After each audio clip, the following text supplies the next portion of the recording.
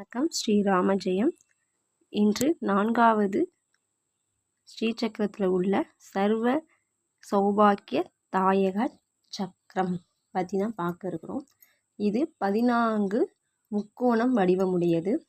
இந்த முக்கோணத்தில் ஃபஸ்ட்டு சர்வசம் சோபினி, சர்வவித்ர வீணி, சர்வகர்ஷினி, சர்வாக்கலாதினி, சர்வவசமோகினி, சர்வ வஸ்தவினி, சர்வ ஜம்புரினி, சர்வ வசங்கரி, சர்வ ரஞ்சினி, சர்வோத்மாதினி, சர்வ வாதாஷினி, சர்வ சம்பத்தி பூரணி, சர்வ மந்திரமாயி, சர்வ வந்து வசங்கரி.